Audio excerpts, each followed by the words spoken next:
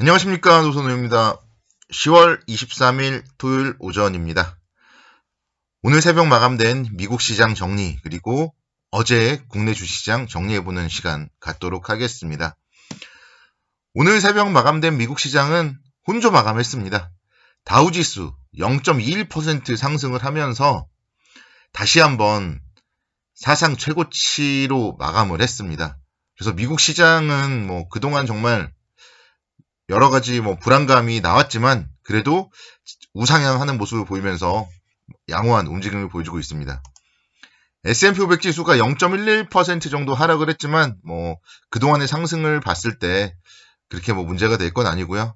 하락 쪽으로 봤을 때 이제 나스닥의 하락은 0.8%대 하락이었기 때문에 조금 살펴봐야 되겠지만 그래도 역시 나스닥도 추세가 상당히 유효합니다. 지난 목요일 날의 움직임이 나름대로 0.6%대 강세를 보였기 때문에 어느 정도 크게 문제가 있는 연속 하락은 아니다. 이렇게 말씀드릴 수가 있겠습니다. 내용을 조금 자세히 들여다볼게요. 나스닥이 하락을 했기 때문에 그 부분에 대해서 좀 먼저 살펴보자면은 사실 나스닥 쪽도 다른 문제가 있던 건 아니에요. 인텔이 주가 급락을 했을 뿐이에요. 인텔이 실적 발표를 하면서 매출이 예상치를 밑돌았다는 소식과 함께 10% 하락을 하면서 그 부분이 영향을 미친 거고요. 또 전날 장 마감 이후에 실적을 발표했던 스냅의 주가가 애플의 사생활 보호 규정의 변화로 회사가 광고 수익이 타격을 입을 수도 있다고 밝히면서 무려 26%대 폭락을 했거든요. 그런 부분들이 이제 광고 수익에 의존을 하는 페이스북이라던가 트위터, 알파벳 등의 기술주들의 주가를 동반 하락하는 요인으로 영향을 좀 미쳤어요. 그래서 그런 일부 기업들, 결국 기업들의 악재에 따라서 하락을 했기 때문에 개별 기업들의 이런 문제 너무 걱정할 필요는 없지 않을까 그렇게 좀 생각이 들고, 사실 이제 미국 하면은 어쨌든 지금 테이퍼링이라던가 금리 인상이라던가 요게 가장 좀 중요하잖아요. 그런 포인트 속에서는 파월 의장의 발언 상당히 좀 주목을 해봐야 될 것 같습니다.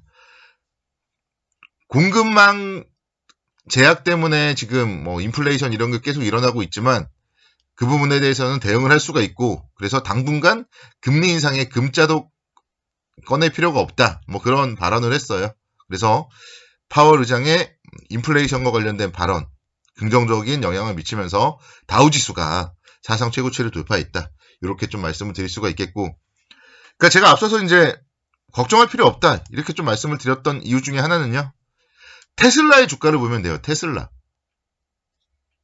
테슬라의 주가가 3월달까지만 하더라도 539달러까지 하락을 했었거든요. 그러면서 사실 1월달, 2월달까지 1000슬라에 대한 기대감이 거의 반토막이 났어요. 근데 또다시 909달러입니다. 또다시 1000슬라에 대한 그런 기대감이 생겨나고 있어요. 결국은요, 좋은 기업들은 지나고 보면 알 수 있겠지만 항상 하락을 했을 때, 그러니까 하락을 했을 때 사기보다는 뭔가 이렇게 좀 저점을 좀 높여가는 쌍바닥을 나올 때, 이럴 때 들어가면은 좋다. 이거를 좀 테슬라를 통해서 또 알 수 있지 않나? 그런 생각이 들어요. 그래서 결국은 좋은 기업, 성장하는 기업, 그러니까 성장주와 가치주가 있잖아요. 어떻게 보면은 나스닥 쪽이 성장주고 다우지수는 좀 가치주라고 볼 수도 있는데, 오늘 새벽 마감된 걸로 봤을 때는 그래도 가치주들이 좀 안정성이 있다. 이렇게 말씀드릴 수가 있겠고, 그렇다 하더라도 성장주 역시 성장성이 있는 기업은 결국은 또다시 그런 성장 가능성이 주가에 반영이 된다. 이렇게 말씀드릴 수가 있겠습니다. 최근에 보면은 국내에서도 이제 테슬라 차량을 일주일에 한 몇 대 정도씩, 한 2대 정도씩은 보는 것 같아요. 횡단보도 기다리다 보면은 테슬라의 전기차를 일주일에 한 2대 정도씩은 저는 보게 되는 것 같아요. 그래서 어차피 미래의 대세는 휘발유가 아니라 전기차예요. 그리고 아직까지는 그러니까 지금 대세가 온 게 아니잖아요. 그렇기 때문에 끝난 게 아니란 말이에요. 2차전지 관련주들이 정말 많이 상승을 했지만 아직은 끝난 게 아니다. 요거를 생각을 해봤을 때 테슬라의 상승을 보면서 우리는 결국 좋은 종목들은 제 가격을 찾는다. 요거를 좀 깨달을 수 있으면 좋겠다. 이렇게 말씀을 드릴 수 있겠습니다. 경제 지표들도요, 혼조였어요. 제조업 지표는 조금 부진을 했었고, 또 서비스업 PMI 예비치는 58.1을 기록하면서 전월 54.9를 웃돌고 또 월가 예상치 55.5보다도 높은 그런 모습을 보였습니다. 그래서 일단 미국 시장은 문제가 없다. 이렇게 말씀드릴 수 있겠고, 사실 요즘에 또 이제 미국 시장이 엄청 잘 나가는 거에 비하면은 국내 주식 시장은 좀 그렇게 힘을 쓰지 못하고 있는 것 같아요.